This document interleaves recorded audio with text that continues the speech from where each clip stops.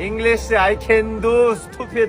I can do. Speaking in fucking circles and squares. No, 이 새끼. Chinese. China me you team. Korean. 说什么啊？哦，谁呀？ Gelombang konflik netizen yang awalnya hanya terlihat sebagai perang komentar di media sosial kini terlihat telah memasuki fase yang jauh lebih luas. Apa yang dimulai dari unggahan rasis segelintir netizen Korea terhadap negara-negara Asia Tenggara, terutama Indonesia, kini berbalik menjadi badai cancel kultur yang merambat ke berbagai belahan dunia. Dampaknya tidak lagi terbatas di dunia maya, tapi mulai dirasakan secara sosial oleh warga Korea di luar negeri yang tidak terlibat langsung dalam konflik tersebut.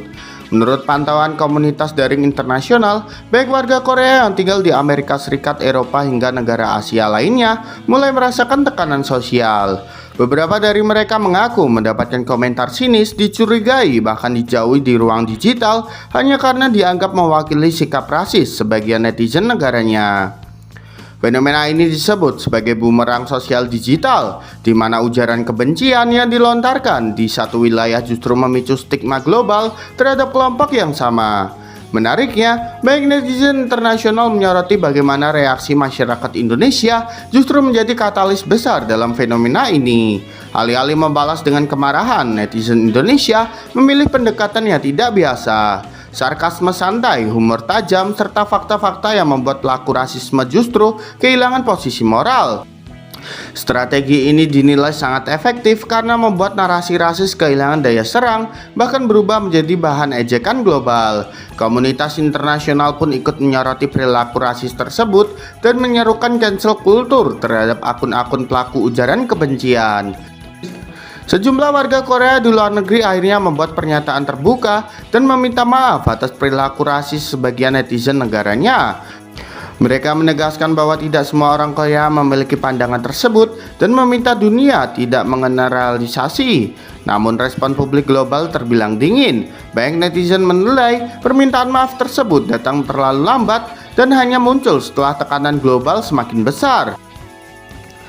Dampak konflik ini juga mulai merambat ke sektor hiburan dan bisnis. Beberapa figur publik dan brand asal Korea dilaporkan mengalami penurunan sentimen global. Kolom komentar akun resmi mereka dipenuhi diskusi tentang rasisme, tuntutan klarifikasi, hingga seruan boikot. Para pengamat menyebut ini sebagai peringatan keras bahwa reputasi sebuah negara di era digital tidak hanya ditentukan oleh pemerintah atau media, tetapi juga oleh perilaku netizen.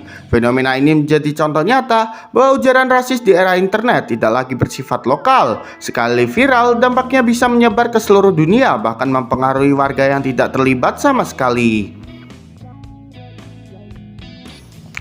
Indonesia yang awalnya menjadi target rasisme kini justru dianggap sebagai contoh bagaimana komunitas digital bisa membalikkan tekanan sosial secara kolektif tanpa kekerasan, hanya dengan narasi, humor, dan solidaritas global. Peristiwa ini disebut sebagai babak baru dalam perang narasi global di era digital. Bukan lagi soal negara versus negara, tetapi soal reputasi kolektif yang bisa runtuh hanya karena komentar netizen. Dan kali ini gelombang balasan itu datang dari Asia Tenggara, dengan Indonesia berada di posisi pusaran perhatian dunia maya.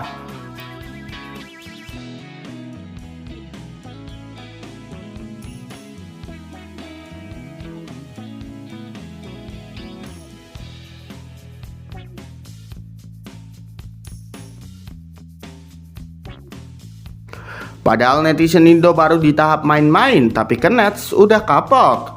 Konflik panas di media sosial antara netizen Indonesia dan netizen Korea kini memasuki babak yang semakin menarik perhatian dunia maya. Yang mengejutkan, banyak pengamat digital menyebut bahwa netizen Indonesia sebenarnya baru berada di tahap main-main, sementara netizen Korea sudah terlibat kelelahan dan mulai mundur dari perang komentar yang semakin tak terkendali.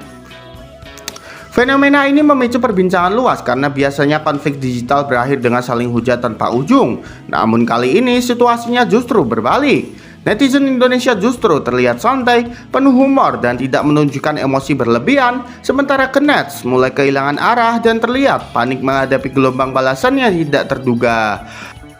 Alih-alih menyerang dengan kemarahan, netizen Indonesia memilih strategi yang tidak biasa. Mereka menggunakan sarkasme halus, meme kreatif, fakta-fakta ekonomi dan budaya, serta humor yang membuat pelaku rasisme terlihat konyol di mata publik global. Pendekatan ini dinilai jauh lebih mematikan dibandingkan hujatan kasar karena membuat narasi rasis kehilangan daya tarik dan justru membuat pelaku menjadi bahan candaan internasional. Banyak netizen luar negeri yang ikut tertawa sekaligus mengkritik perilaku Kenneth sehingga tekanan sosial semakin besar. Di sisi lain, banyak netizen Korea terlihat mulai menarik diri dari perdebatan. Beberapa akun menghapus komentar, menutup kolom diskusi, bahkan mengunci akun media sosial mereka. Ada pula yang mencoba meredam situasi dengan permintaan maaf dan pernyataan bahwa tidak semua orang Korea memiliki pandangan rasis. Namun langkah ini dianggap terlambat oleh komunitas global. Banyak pihak menilai Kenneth sudah terlanjur kehilangan posisi moral dan momentum narasi, sehingga setiap klarifikasi justru terlihat sebagai upaya defensif yang dipaksakan.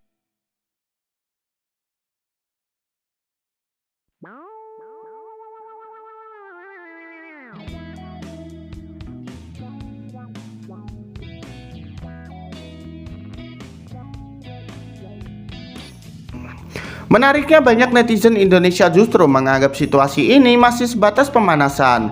Mereka menyebut bahwa apa yang terjadi baru permulaan, karena kemampuan komunitas digital Indonesia dalam menciptakan meme, kampanye narasi, hingga tekanan sosial massal masih jauh lebih besar. Beberapa analis media sosial bahkan menyebut bahwa Indonesia memiliki salah satu komunitas netizen paling kreatif dan masif di dunia, sehingga jika konflik ini berlanjut, dampaknya bisa jauh lebih besar dari yang terlihat sekarang.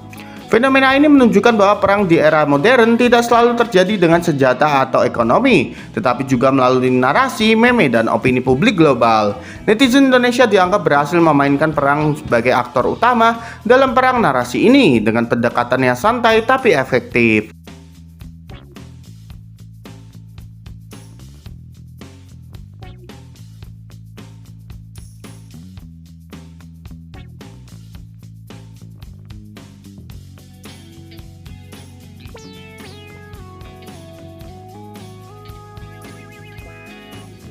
Kenneth yang awalnya merasa unggul, kini justru berada di posisi defensif dan terlihat kewalahan menghadapi gaya belasan yang tidak terduga. Situasi ini menjadi pelajaran bahwa di era digital, reputasi sebuah komunitas bisa berubah dalam hitungan jam. Netizen Indonesia yang terlihat santai justru mampu mengguncang citra global Kenneth hanya dengan humor, sarkasme, dan fakta-fakta yang dibungkus kreatif. Dan jika ini baru tahap main-main, banyak pihak bertanya-tanya bagaimana jika netizen Indonesia benar-benar serius?